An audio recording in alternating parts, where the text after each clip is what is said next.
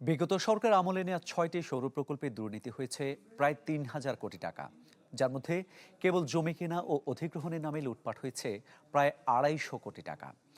নবায়নযোগ্য জ্বালানি খাতে অনিয়ম দুর্নীতির এমন চিত্র উঠে এসেছে ট্রান্সপারেন্সি ইন্টারন্যাশনাল বাংলাদেশ টিআইবির এক গবেষণায়। বলা হয়, বিপুল আর্থিক ক্ষতি হলেও ভারতের আদানি গ্রুপের সঙ্গে করা চুক্তি থেকে সহজেই বের হতে পারবে না বাংলাদেশ। নতুন এবং ফিরে আসা গ্রাহকদের জন্য নগদে চলছে ক্যাশব্যাক সহ প্রতিদিন হাজারো উপহার জেতার সুযোগ। হবে আশা আর ফেরা, সারপ্রাইজ সেরা। দূষণ নিয়ন্ত্রণ করার মাধ্যমে স্বাস্থ্যকর পরিবেশ নিশ্চিতে বিশ্বজুড়েই চাহিদা রয়েছে নবায়নযোগ্য জ্বালানির, যার মাধ্যমে নিশ্চিত করা যায় টেকসই নগরায়নের, বাড়ে শিল্পায়নও। বছরে ২১% হারে নবায়নযোগ্য জ্বালানির সক্ষমতা বাড়াতে উদ্যোগী হয় বাংলাদেশও। কিন্তু আদতে প্রকল্পগুলোতে ভর করে অনিয়ম দুর্নীতি, যা উঠে এলো টিআইবির গবেষণায়। সংবাদ সম্মেলনে বলা হয়, ২০১২ থেকে ২০২৫ সাল পর্যন্ত ৬টি সৌরবিদ্যুৎ প্রকল্পে দুর্নীতি হয়েছে প্রায় ৩,০০০ কোটি টাকার, যার মধ্যে কেবল জমি কেনা ও অধিগ্রহণের নামে লুটপাট হয়েছে প্রায় ২৫০ কোটি টাকার। বিভিন্ন ধরনের অনিয়ম, দুর্নীতি এবং যেটা হলো যে অর্থের অপচয়, সেটার দৃষ্টান্ত আমরা দেখতে পেয়েছি।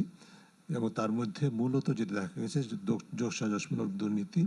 এবং আমরা দুর্ভাগ্যজনকভাবে এটা সঠিক যে সার্বিকভাবে অন্য যে কোনো খাতের মতো, বিশেষ করে বিদ্যুৎ খাত আপনারা জানেন যে বেশ ব্যাপক আলোচিত, সবচেয়ে বেশি দুর্নীতিগ্রস্ত। সংবাদ সম্মেলনে প্রশ্ন তোলা হয় ভারতের আদানি গ্রুপের সঙ্গে করা চুক্তি নিয়েও। বলা হয়, বছর ৬ আগে গ্রুপটির সঙ্গে করা হয় প্রায় $২৪ বিলিয়ন ২৫ বছরের চুক্তি, যাতে অস্বাভাবিক বেশি ধরা হয় প্রতি ইউনিট বিদ্যুৎ ও কয়লার দাম।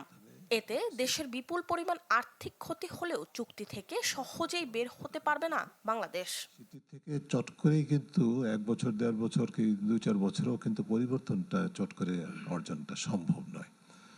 এবং অনেক যে প্রকল্পগুলোর কথা বলা হচ্ছে, সেগুলো কিন্তু সরকারের কিন্তু রাষ্ট্রের সাথে রাষ্ট্রের, এগুলো কিন্তু চাইলেই সরকার অনেক প্রকল্প বাতিল করে দিতে পারে না। এই ধরনের বাস্তবতাগুলো আছে।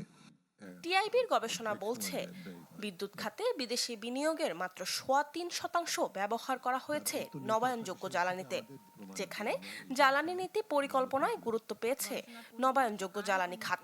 আইন, নীতি, পরিকল্পনা ও বিধিবিধান বিশ্লেষণে ২০০৮ থেকে ২০২৫ সময়টাকে গবেষণার আওতায় নেওয়া হয়েছে।